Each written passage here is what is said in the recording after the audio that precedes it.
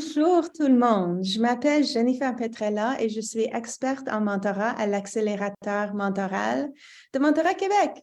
Ça me fait très plaisir d'être avec vous ce matin. Aujourd'hui, on lance le mois du mentorat 2023 de Mentorat Québec. Donc, c'est un événement très, très spécial. Tout au long du mois, nous avons planifié pour vous un ensemble d'activités pour placer le mentorat au premier plan du développement professionnel et personnel. Et donc, pour lancer tout de suite le mois du mentorat, je vais passer la parole à la présidente de Mentorat Québec, Julie Martineau. Alors, bonjour à toutes et tous. Je suis Julie Martineau, présidente de Mentorat Québec et je suis en compagnie de Valérie Danger, une des membres de notre conseil d'administration et responsable du mois du mentorat 2023. Avant de lui céder la parole, j'aimerais vous parler brièvement de Mentorat Québec, qui a pour mission de favoriser, de promouvoir la culture mentorale au Québec en contribuant à l'avancement des connaissances, à l'accessibilité et à l'application du mentorat sous toutes ses formes et dans tous les secteurs. Chez Mentorat Québec, on définit le mentorat comme un moyen de développement et d'apprentissage basé sur une relation interpersonnelle qu'on appelle la relation mentorale, qui se veut une relation volontaire, gratuite et confidentielle dans laquelle une personne d'expérience, appelons-la la mentor, investit sa sagesse, son expertise pour favoriser le développement d'une autre personne, appelons-la la mentorée, qui a des compétences et des habiletés à acquérir et des objectifs professionnels et personnels à atteindre. Et souvent, les deux se nourrissent mutuellement. Donc, ça ne fonctionne pas juste dans un sens, ça fonctionne souvent dans les deux sens, mentor et mentoré. Aussi, le mois de janvier est maintenant rendu le mois du mentorat dans plusieurs pays, aux États-Unis, au Canada, en France, en Angleterre. Et au Québec, on en a fait une tradition. Depuis plus de 5 ans maintenant, on célèbre en janvier le mois du mentorat. Donc, on est très, très heureux de vous revenir en force cette année avec une programmation à la fois en ligne, mais aussi en présentiel.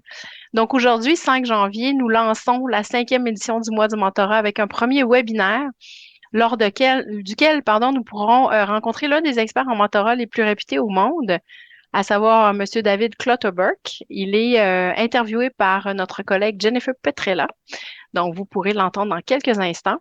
Et Valérie, toi, qui es la grande responsable de notre mois du mentorat, parle-nous donc du mois et du forum de leur programmation.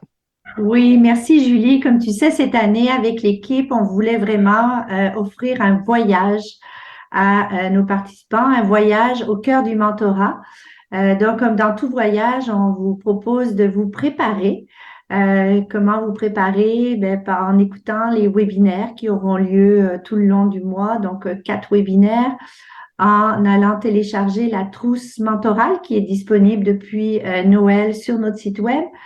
Si ce n'est pas fait, précipitez-vous parce qu'ensuite, elle ne sera disponible qu'aux membres de Mentorat Québec et également des balados. Tout ce grand voyage, cette grande préparation va se terminer en présence au Centre Mont-Royal à Montréal le 25 janvier. Donc, c'est un forum où on vous propose, comme dans n'importe quel voyage, de rencontres, de découvertes, des gens peut-être que vous ne voyez pas d'habitude. Et qui sont-ils? Ces personnes-là, ce sont des mentors, des mentorés, des responsables de mentorat, des chercheurs en mentorat, des personnes qui croient, qui sont engagées comme nous. Donc, toujours intéressant d'échanger sur les meilleures pratiques et notamment les grandes valeurs du mentorat, donc le partage, la transmission, l'expression de soi, l'attention à l'autre par la pleine conscience. On aura d'ailleurs Carl Lemieux qui sera présent cette journée-là. Et également, on va beaucoup parler d'inclusivité, donc le mentorat inclusif. Donc, je vous invite à vraiment participer au webinaire, écouter les balados, la trousse mentorale et à participer le 25 janvier au forum. Merci beaucoup, Valérie. Moi, je tiens à te remercier très chaleureusement pour tout le travail accompli, de même qu'à toute l'équipe qui a travaillé, à nos ambassadeurs du mois du mentorat, à nos experts invités et surtout à nos précieux partenaires financiers. J'aimerais les nommer Desjardins, le gouvernement du Québec, Réseau Mentorat, l'Ordre des conseillers en ressources humaines agréées, Mentor Canada et Osley. Donc, un grand merci. C'est grâce à vous aussi qu'on peut faire tout ça. Donc, sans plus tarder, on vous souhaite un excellent mois du mentorat, de belles découvertes, un beau voyage et surtout une très belle rencontre à l'instant avec M. Clutterbuck. Excellent. Merci beaucoup, Julie et Valérie. Donc, le premier webinaire, justement, qui va débuter momentanément, il discute d'une question souvent posée dans les milieux organisationnels. Dans quelle mesure un programme de mentorat doit-il être formel? Pour y répondre, Mentorat Québec a demandé à une autorité mondiale en mentorat, le professeur David Clutterbuck, qui a traité du sujet dans un chapitre de son livre « Everyone Needs a Mentor ». Alors, ce livre en est à sa 5e édition, mais n'a jamais encore été traduit en français. Alors, M. Clutterbuck nous a non seulement permis de traduire le chapitre en question en français pour la première fois et de le présenter dans la trousse mentorale 2023, mais aussi il nous a accordé une entrevue lors de laquelle nous allons un peu plus loin dans les questions soulevées dans l'article. Alors, je vais vous inviter à poser vos questions, faites faire vos commentaires dans le clavardage.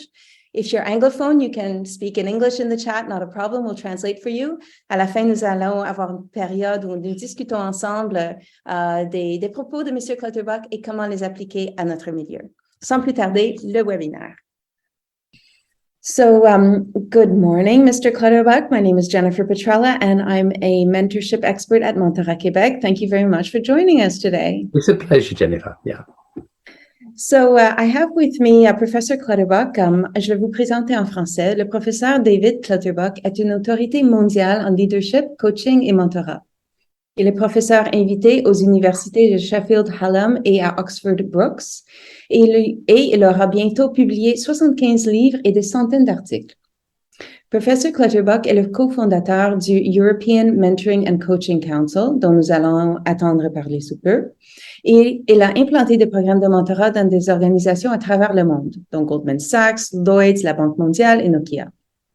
Selon HR Magazine, M. Clutterbuck figure parmi les 25 penseurs les plus influents dans le champ des ressources humaines. Cette entrevue se déroulera en anglais.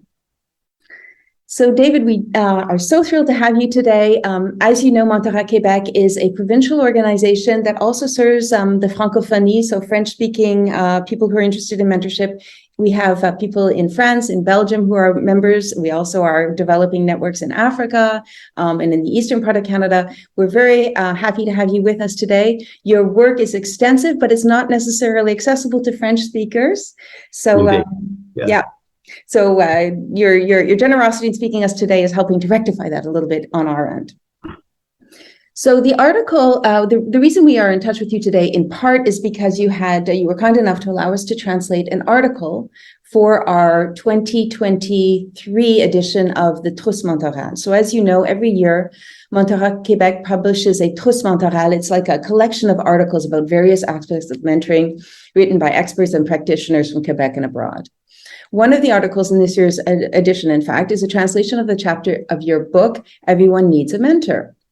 So the chapter we chose to translate talks about the advantages and drawbacks of informal versus formal mentoring. So I'm not going to review the points you make in the chapter, but I'd like to dig a little deeper into some of the nuts and bolts, because there are sometimes the practical questions that we get asked by our membership. So the first question really is very nuts and bolts. It comes up regularly when we are asked about the value of formal versus informal mentoring, and it concerns the value of psychometric personality assessments. Okay. Yes. So there's different philosophies about this, so just to set the stage for everybody, what is this assessment? It's an assessment of somebody's personality and how that can function in the workplace. So how creative they are, how persistent, how socially confident, how mathematically oriented, things like this that are sometimes used to match mentors to mentees. Okay. So last year, one of your colleagues, Catherine Thibault from EMCC France, was responding to this in a chat, and she very clearly said, more important to me than these personality assessments is a mindset, a willing mindset to engage with the other person. What is your opinion? Absolutely. There's quite a lot of research now to show that it's a sense of values that brings people together, of shared values. And mentor and mentee see things in the other person that are very evocative of things that they hold dear, that are important to them. The whole world of psychometrics is it's a commercial world where much of what's sold does not live up to what's on the label. Right. So we see all sorts of psychometrics which purport to identify, like Myers-Briggs type indicator, the MBTI, one of the most famous. It has very little retest validity. It's very contextual on the job that you're doing and the situation you're in right now. And the more that we look at these psychometric assessments, we realize that they're very good for starting a conversation, but they are not an accurate way of depicting who you are. We are all multiple personalities. Our personalities change according to context and what we're doing. There are some clear characteristics of people, like the big three narcissistic, sociopathic, and others. So there's some significant dark side characteristics you can see, and some significant positive sides of people, but we're all a mixture of these things. So we have to be very careful using psychometrics as a matching tool. It's one way we can perhaps get a sense of who people are, but it should not be the primary mechanism for matching people. The one exception we've been able to identify, which is used by a number of organizations, is motivational profiling.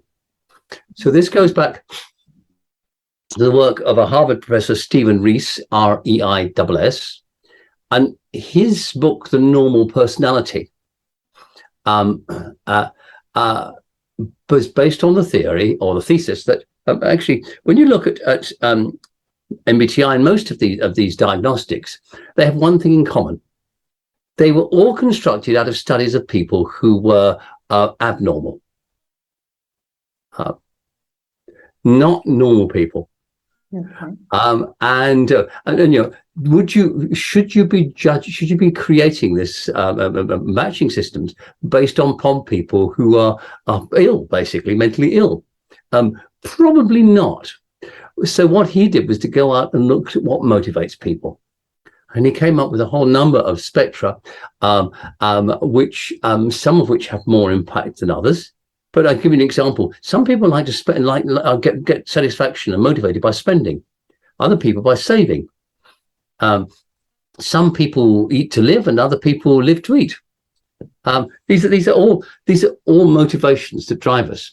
And so a degree of commonality in our motivations appears to be another good way of looking at how people will match well with each other.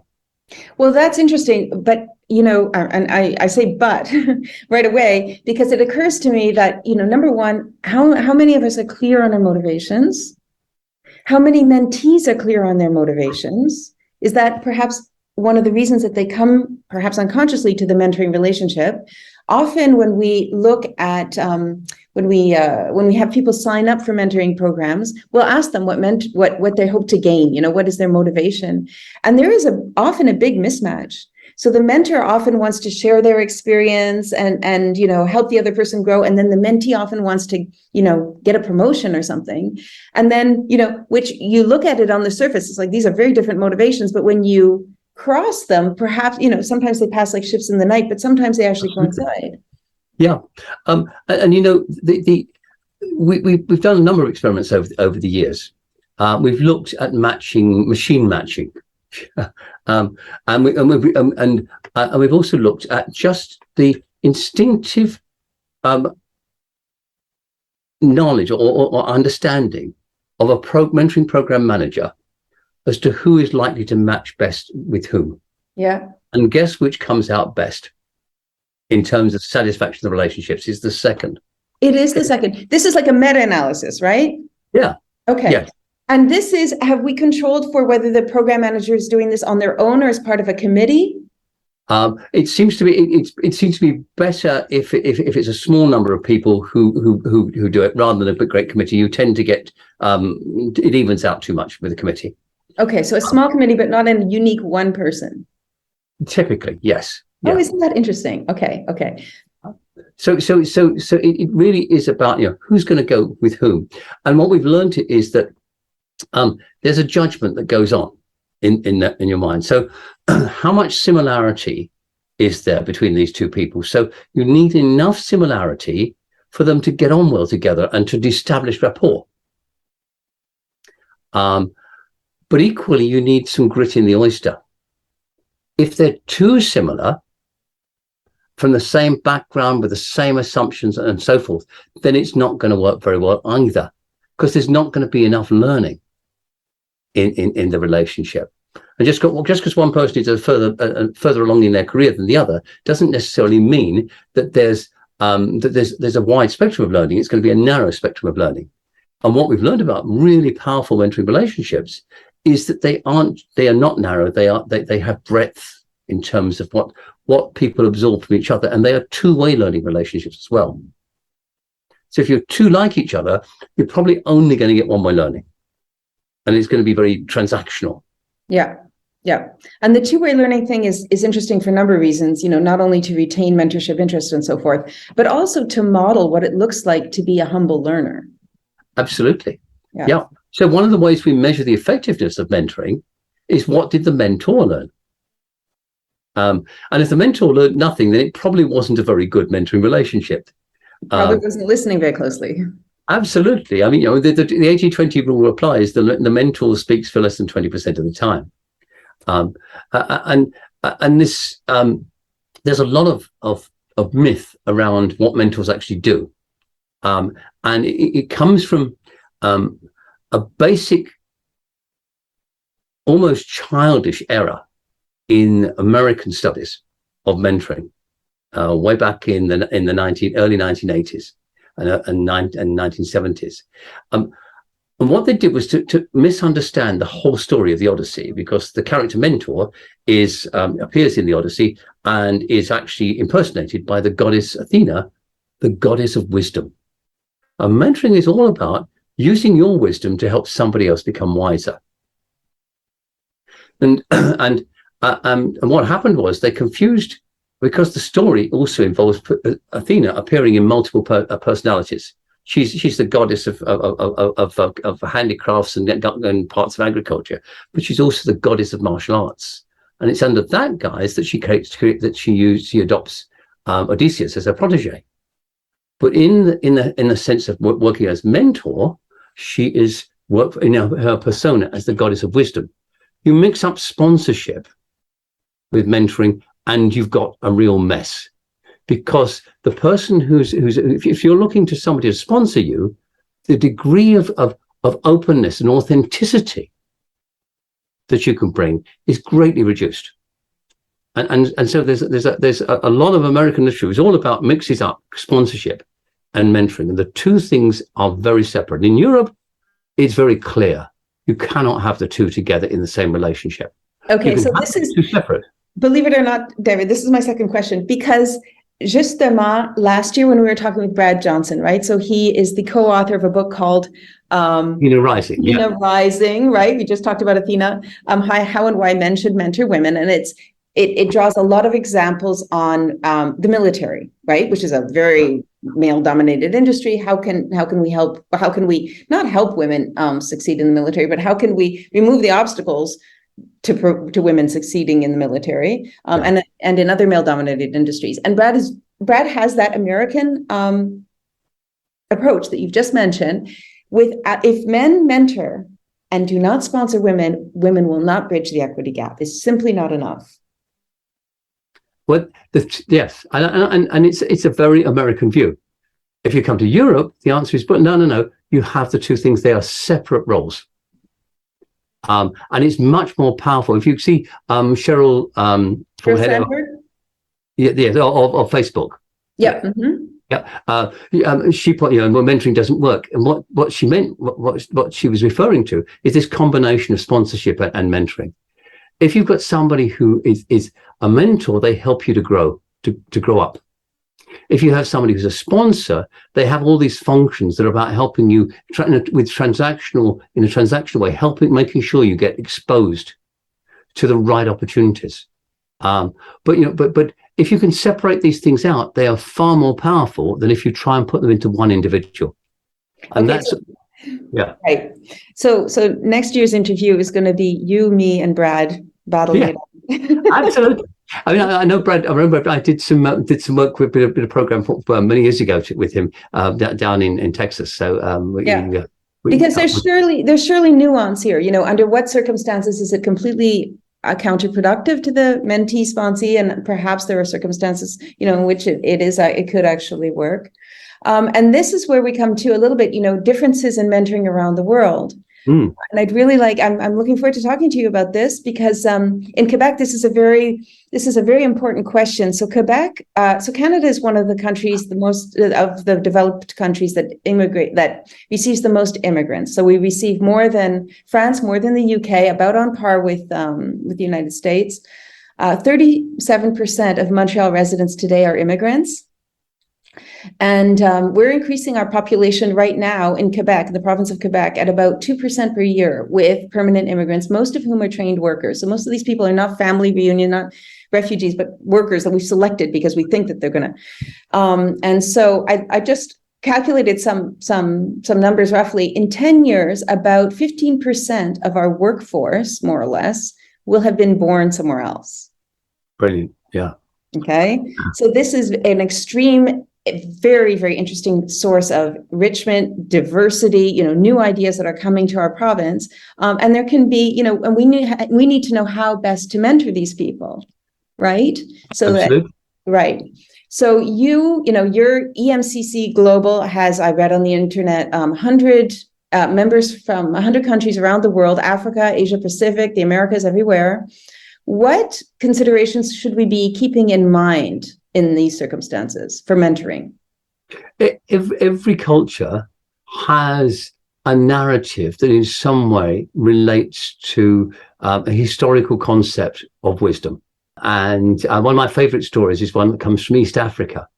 And it demonstrates, one of the reasons I like it is because it shows that it uses mentoring not just as in the guise of a man or a woman, but the combination of the two. Right. And in this story, there's the chief of the tribe is dying, and he calls his 10-year-old son in and said, "Look, I'm not going to be here to bring you up, but under the great big rock outside the kraal, I've hidden everything that you will need to make you into a great warrior when you grow up." And the father dies. And the mother then takes on the role of the mentor. And the mother says, "Well, have you tried pushing the rock over?" And the little boy goes up and he looks at this rock and he's up there and he thinks you're joking. The mother, "Carry on, see if you can have a go." And every day she encourages him to go out and try and push the rock over. When he gets to about 16, he can feel it move, but he still can't push it over. And on his 18th birthday, he's determined to do it. He pushes and pushes, and eventually the rock falls over. And underneath it, there's a battered old shield and a rusty sword. And he picks these up and he takes them into his mother and says, "How is this going to make me into a great warrior?" And his mother says, "Look at your muscles, son." She says, what? "Look at your muscles, son." Oh, wow. Yeah, and it's a lovely story. And if we go into India, we see there's a whole the guru history, and there are positive and negative mentors. There's one horrible story about the would-be mentor who, and it's about archery, who says, "Yes, you can be my mentee, but what I need as a gift from you is your thumbs," so that the little boy could not challenge him and became his place. There are you see that every culture has a store of wisdom or knowledge about this transfer between generations. Yeah, we can tap into that. But what's core amongst all of these is it's about the gradual using your wisdom to help somebody else become wiser. Do we have that culture? Is that, I mean, I understand that you're saying that there's this mythology around in different cultures around the world. But what about the practice, David? Sometimes I feel like, I speak to people in Quebec about mentorship and they're thrilled to learn about it. They don't seem to have like a pattern for it or a practice of it or having experienced it in their life. Whereas there's other cultures who seem to, this is the transmission, generational entraide, like like common help, whatever you call that, is very ingrained. Do you notice these kinds of differences? How can we compensate for that? I think, I mean, this is sort of a black and white picture, too much of a black and white picture. But I think what basically happened was that somewhere along the line, in the transfer from the very first leadership book in Europe was a mentoring book by Fenelon, the priest in the court of King Louis, the Sun King. Yeah.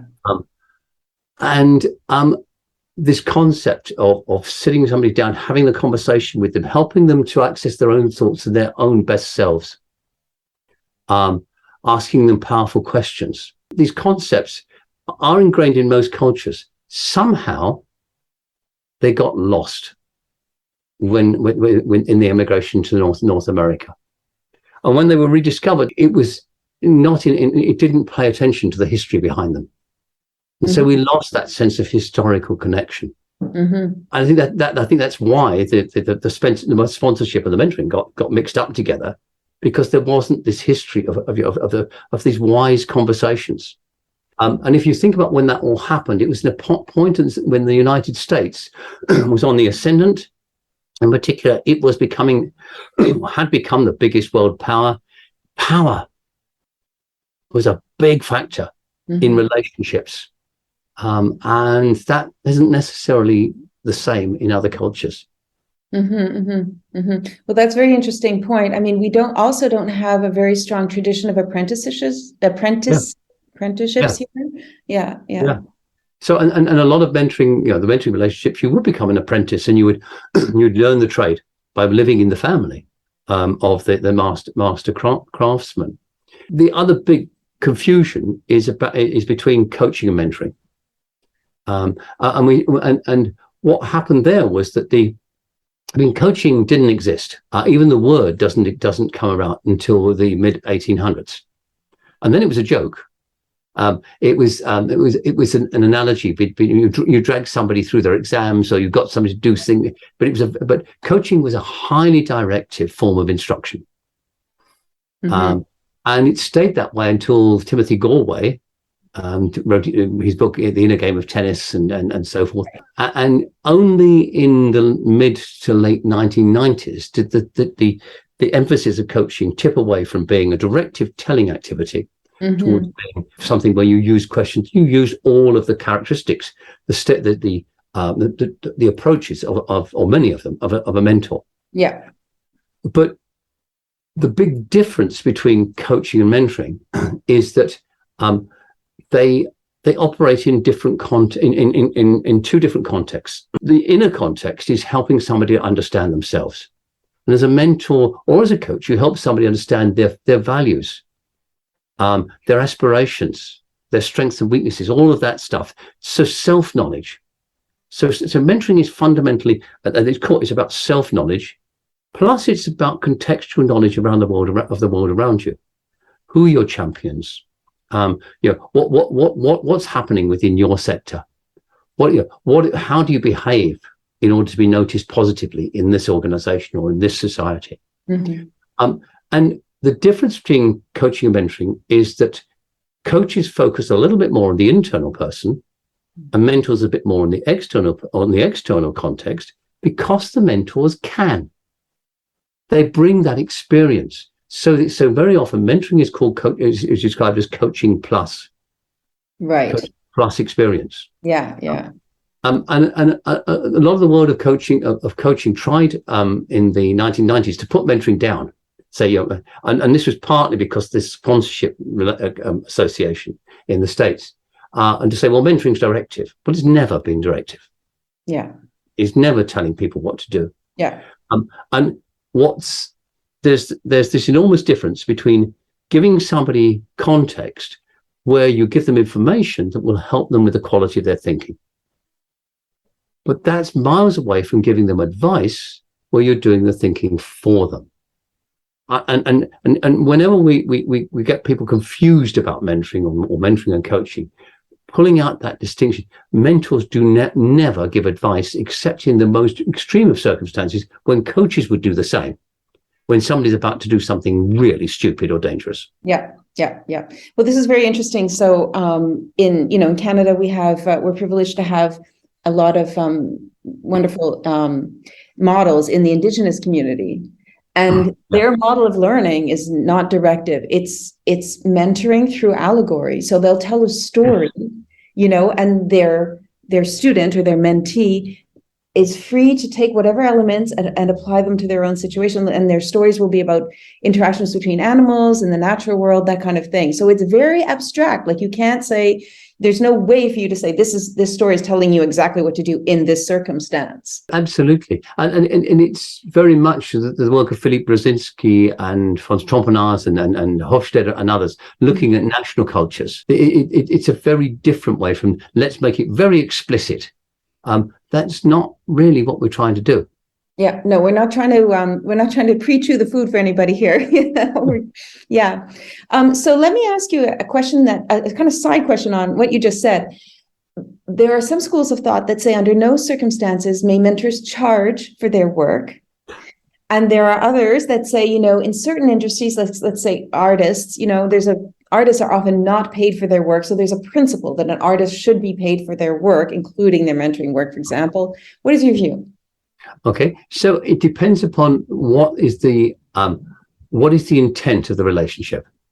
So if it's part of a volunteer scheme, then it's clear that you're there and you're doing this because you want to give something back. One of the interesting things on schemes like that is that many of them now make it clear that the mentee themselves should also have it in mind that at some key point in the future, they will give back. Then we've got a whole rise, and I haven't seen this happening in North America yet, but it's certainly happening in Europe and Australia and New Zealand. We're seeing a substantial rise in the professional mentor. This is somebody who's been, for example, an executive in a large company. They've got a great store of experience. They don't want to become a consultant. They don't want to become a coach because that doesn't value their experience. Therefore, they want to become a mentor. So these professional mentors are investing a lot in becoming a professional helper. Right.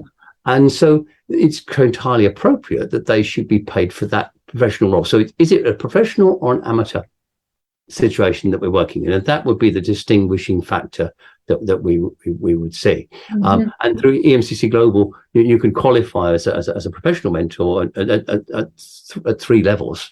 And it's quite an intensive course of study. Well, I've looked at your criteria for the different levels at EMCC, and I mean, first of all, let me thank EMCC for developing all these standards for each level, because they really set out very clearly the role of a mentor, right? And standardizing this field, which is a little bit, as we say in French, broche à foin, a little bit chaotic, a little bit, I'm a mentor because I say I am. It's not a bad thing. Having said that, I'm also interested in knowing how you, if you come across any areas of mentoring where you feel that standards don't apply. It's hard because of different cultural context or different working environment. So you either set a range of standards, or you just say, in this area, we're not going to suggest standards. The honest answer, I don't know how to answer that one. I think there are contexts. The area where we've been able to set standards and base the standards is employment, in the world of work. Right. And also, to a certain extent, voluntary programs, so educational and so forth. Where it gets a little bit messy is when we get to school children, for example.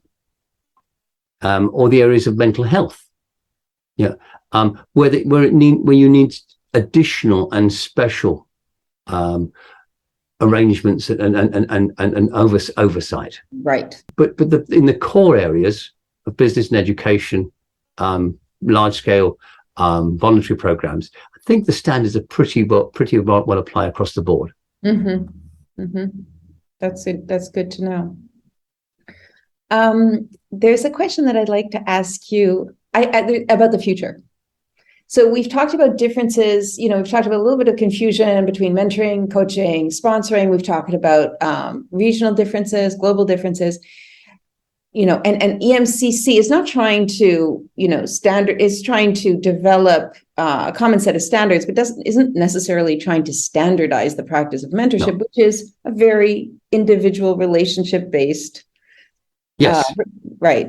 So having said that, do you think the practices are going to converge as time goes on? Or do you think as so many other aspects of life are converging, with globalization, with English as a more and more dominant language, with the internet? Or do you think that mentoring is going to, become more and more locally adapted, so to speak? Well, I think we're already seeing this, and much more in the area of coaching. There's a big debate globally, which I've been deeply involved with, which relates to the democratization and decolonization of coaching, and mentoring's sort of caught up in this as well. So the reason it's hitting coaching first is because coaching, particularly through the International Coach Federation, has been basically saying this is the way that you do coaching. And many countries around the world are saying, well, actually, no, that doesn't fit with our culture. Within mentoring and the EMCC approach is basically no, there are some clear core elements here. But you have to adapt each situation, each program, to the regional and cultural and other factors and the objectives of the program. I mean, when we're doing programs of, for example, ethical mentoring, which is about helping people to training mentors to help people work through difficult ethical dilemmas. We're talking about a different set of criteria, a different set of frameworks than say maternity mentoring, where we're helping mums who come back from maternity leave. I know in the States, you have the baby and you're back at work next day, but practically. But in most European countries, you've got at least 9 months of maternity leave. And that in Canada, we got one on you because we got a year. Oh, yes, good. Yeah, well, that's good. I mean, it's it's much more civilized north of the border. No comment. But the context is different, and therefore we have to allow for these multiple. Right. It isn't a monolithic thing. And the democratization issue is about how do we get this to people who most need it. Yes. Yes. And mentoring has been much better at that because mentoring is so often an unpaid. Yeah, 100%. 100%. You're talking about democratization and decolonization, and this is very much about about women in the workplace, about diversity, people of different origins in the workplace. Why are the numbers still so unequal? And if we continue to mentor without talking about democratization and decolonization, we will be replicating. Yeah. There's no neutral. Absolutely. And that's why one of the most exciting changes in the last 18 months or so that I've been deeply involved with. We've moved from reverse mentoring, where you get somebody junior trying to mentor or creating a co-learning relationship with somebody very senior, and that's good, but it only affects those two individuals. Mm-hmm. You're not changing anything beyond that. The more senior person gets to see the world through the eyes of more junior people or through a different cultural lens, and that's great. And the more junior person probably gets some understanding of the corporate politics and how to work the systems in the organization. But that's not changing anything for anybody else. So what we're now doing is we are, with reciprocal mentoring programs, we're basically bringing mentor and the co-mentoring pairs together in groups to look at the systems in the organization, to say, how can we together influence this organization from above and below to change the systems that create inequalities? Yeah. Yeah, exactly. And this is an explicit goal of these programs? Absolutely. Yeah. Agreed. Because we, at Mentorat Quebec, we went through a little bit of the same mental exercise. We started with this program called Accélérateur Mentoral, which is for women in male-dominated industries. And we started by saying, we don't only want to look at the individual obstacles in a mentee-mentor pair, but we also want to look at the systemic obstacles. And we found that that's great, but it's a great aspiration. But unless you put indicators and unless you train mentors and mentees and give them some kind of system to assemble, to identify, assemble, bring these obstacles, bring them to the attention, like it's not going to happen. Yeah, I think it's so much more powerful if we address the systems in the organization. The other big project that we've been working on for several years, and we hope to launch the proper foundation next year, we've been experimenting with teaching children in schools to become mentors. And we hope to launch next year, or perhaps even early if we can, a program to create 5 million school-age coaches and mentors globally. How interesting. Well, we don't have time to delve into it, but will you please involve us, because we would love to be involved. When we launch this, we'll be going out to all of our contacts, and the idea is that we're going to children can learn to do this. They can. There's a whole chapter in the resource materials for the older children on how to mentor your parents. Wow. Well, my 2 kids can be poster children because they mentor me all the time. Good job, David. That's wonderful. So I'm very excited. I'm making a note to follow up on that. I have 2 more questions for you in the 10 minutes that remain. The first one is a question of personal curiosity. So, you're not only an expert in mentoring, but you're also a reference person for experts in mentoring. And one of the things that it makes you, I think, perhaps this as a reference person is the fact that you identify yourself as a prolific learner. So your biography says that every year you take on one major new learning challenge. Yeah. And your biography mentions skydiving and becoming a stand-up comic. Okay. So my question is, first of all, I'd like to understand where the genesis of this thing, where did you get this idea? And I'd like to know the wonky things, like, are there any rules? Like, if you do skydiving one year and you want to get better, does that count as a new learning challenge for the next year? Or no, that's it for the skydiving? Or yeah, I mean, there's always the choice. Can you go on and do some of them? And some of them, like ice skating, or for example, I still ice skate at 75. I can't quite get down and do some of the sit spins and things I used to, but I'm still there most weeks on the ice doing things that most people can't. So some of them you stay with. Others I'll try. So in the heat of COVID, when we couldn't go out and do anything adventurous, I learned glass engraving. So that wasn't particularly exciting, but it was something to do. And so it's got to be something that has some level of stretch to it. And the scariest one was learning to be the stand-up, I have to say. And you chose that because it was scary? Yeah. Yeah. This is what we have. So there's a stretch goal right there, doing things that we're afraid of, right? Absolutely. Yeah. If you're not pushing yourself, and it's a bit like one of the pieces of advice that we increasingly give to coaches and mentors is at least once a month, take an assumption that you have about anything, but a key assumption that you have, and then say, okay, supposing that was either untrue or only partially true, and to really think about it. And to give you my most powerful example of this is, I had met a few sociopaths in my time, and had very negative perceptions of them. But then I was attending a lecture upon the psychology of psychopathy, and there was just one. Suddenly, I realized I had this thought from something that was said: how terrible it must be to go through life never being able to love another person. And that puts a different perspective on things, doesn't it? And so constantly seeking a challenge to our deeply held assumptions.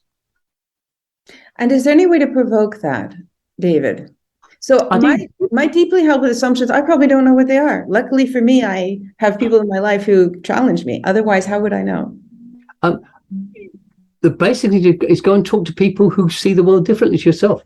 So I've just been in the South Pacific, and I've been I went to visit some of the tribes in Vanuatu and New Caledonia, just one thing that really struck home to me. One in New Caledonia, in Vanuatu, they don't really have very much money. In New Caledonia, which is part French, of course, which is owned by the French protectorate, they do. And you've got houses with really nice cars, but shacks that they live in. And you think, a good French or Quebecois person would, spend a lot of time keeping their house clean, having nicely decorated. So what's going on here? And it was explained to me. It's very simple. We spend all our time outdoors. If it rains, we've got some open shack areas where we can cook. We just sit in, we watch the rain.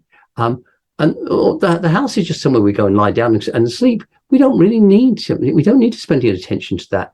What we spend our attention on is everything around it.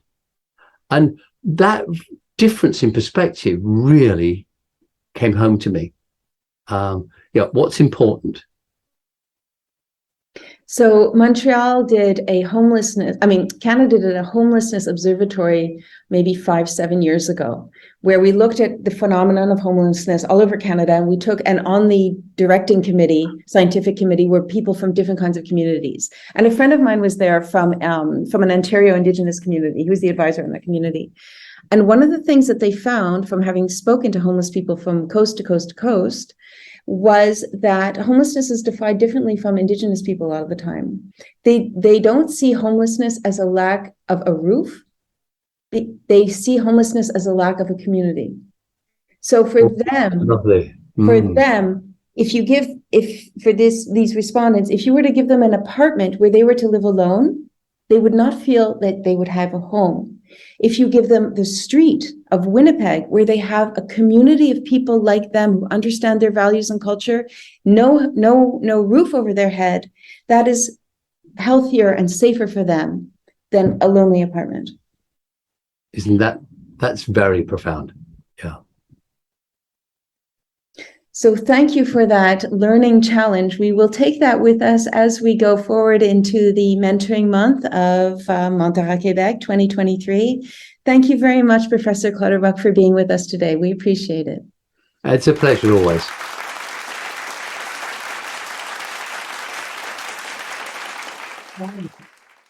Alors, merci à nouveau à Professeur Clutterbuck, qui est peut-être parmi nos écouteurs aujourd'hui.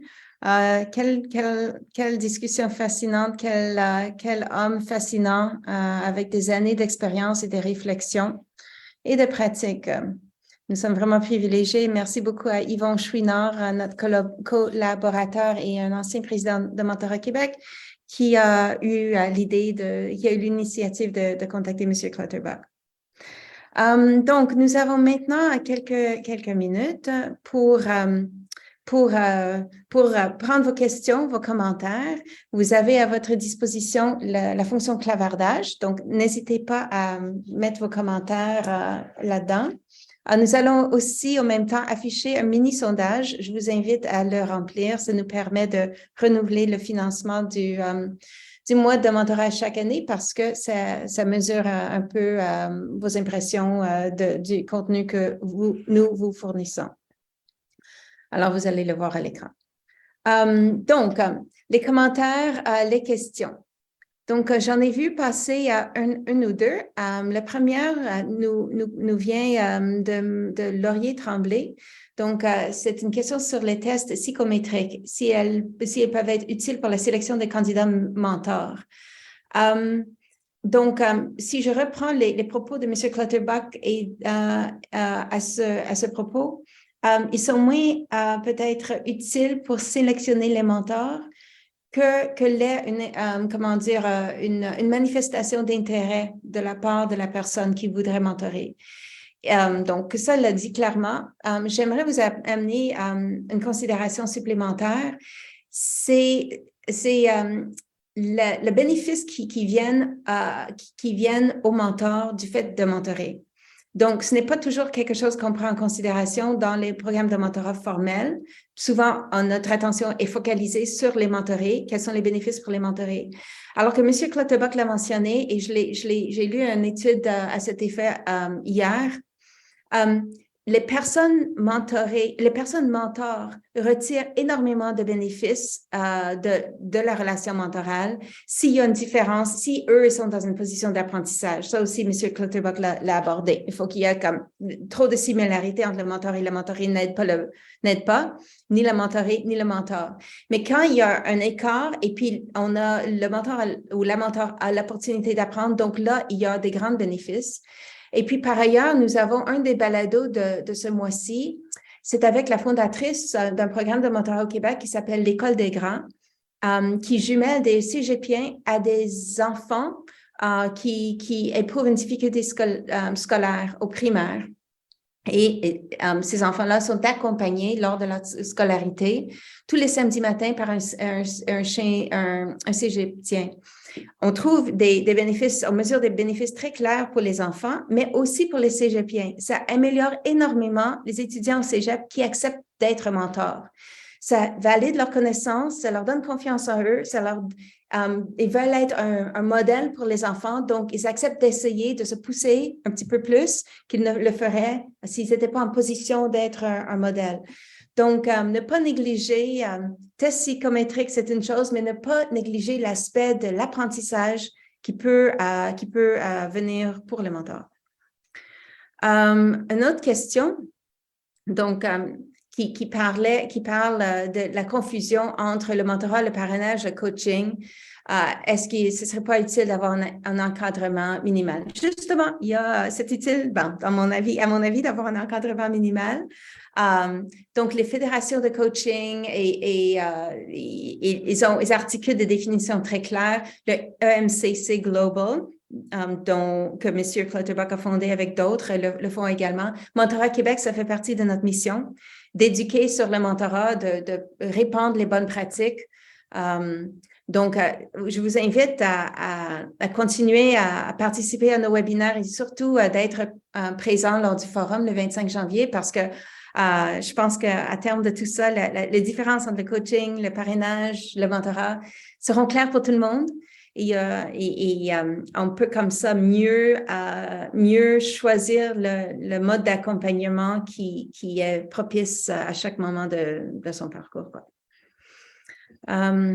Une autre question, celle-là c'est celle-là à propos de séparation de coaching et parrainage. On a une réponse plus complète dans le clavardage. Je vous invite à le lire. Valérie Danger nous parle de la standardisation de la pratique du mentorat. Est-ce que ça pourrait apporter une sorte de cadre rassurant dans lequel les individus mentors ou mentorés pourraient évoluer individuellement? Notamment, faciliter la première rencontre entre l'un et l'autre dans un safe space pour faciliter la création de la relation de confiance.